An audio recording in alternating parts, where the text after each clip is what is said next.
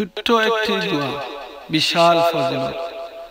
এই দোয়াটা পড়তে মাত্র 5 থেকে 10 সেকেন্ড লাগে। তাহলে কেন এত ফজিলত? কি তার ফজিলত আর দোয়াটা কি? তাই শুনুন এই পুরো ভিডিওটি আর জানুন দোয়াটা কি। রাসূল সাল্লাল্লাহু আলাইহি সাল্লামের চাচা আব্বাস রাদিয়াল্লাহু তাআলা আনহু একদিন উনার কাছে আসলেন আর জিজ্ঞাসা করলেন, ইয়া রাসূলুল্লাহ সাল্লাল্লাহু আলাইহি সাল্লাম, আমাকে একটি দোয়া বলুন।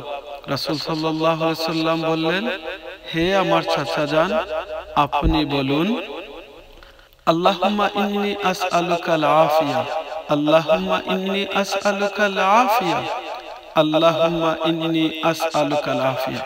কত ছোট্ট দোয়া, কিন্তু এর ফজিলত অনেক বেশি। তাই আসুন আমরা এই দোয়াটা মুখস্থ করি।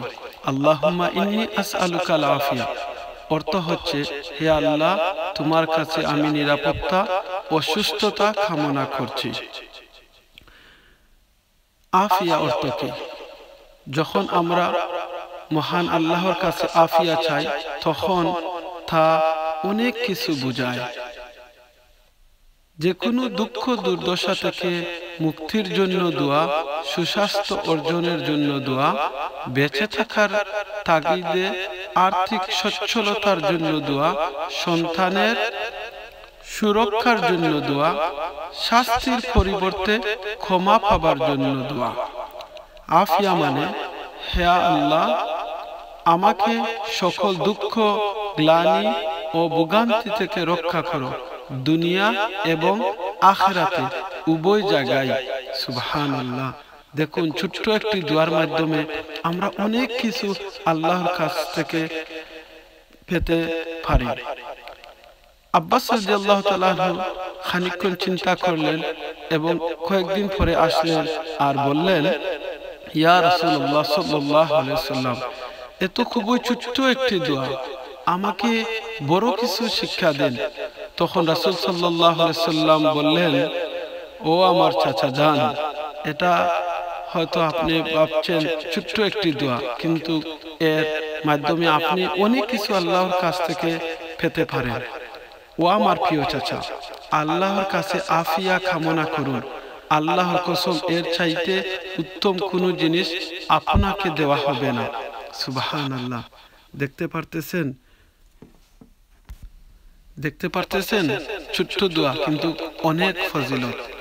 এটা খুবই ছোট্ট দোয়া, আল্লাহুম্মা ইন্নী আসআলুকাল আফিয়া, যার মাধ্যমে আমরা যা বুঝাই উহা হলো, আমি নিরাপদ, আমি পরিত্রাণ চাই, মর্মপীড়া, বিষাদ, কষ্ট, ক্ষতি থেকে আমাকে পরীক্ষা করো না। সুবহানাল্লাহ। আমি পরিত্রাণ চাই মর্মপীড়া, বিষাদ, কষ্ট, ক্ষতি থেকে। আল্লাহু আকবার। আমাকে পরীক্ষা করবেন না ও আল্লাহ।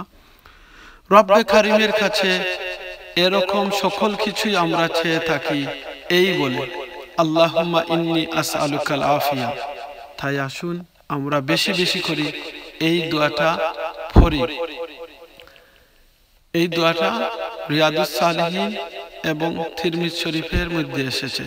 আপনি মনে রাখবেন, যে ব্যক্তি ভালো কাজের পথ দেখাবে, সে তার প্রতিটি আমলের সমান নেকি পাবে। তাই আসুন আমরা নিজে ভালো কাজ করি, নিজে রাসূল সাল্লাল্লাহু আলাইহি সাল্লামের শিখানো দোয়াগুলো পড়ি এবং অন্যকে পড়তে বলি। আপনি যতজন লোককে এই দোয়াটি পাঠাবেন আর ওনারা আমল করবে, আপনি এর সওয়াব পাবেন। জাযাকাল্লাহু খায়রান। আমিন।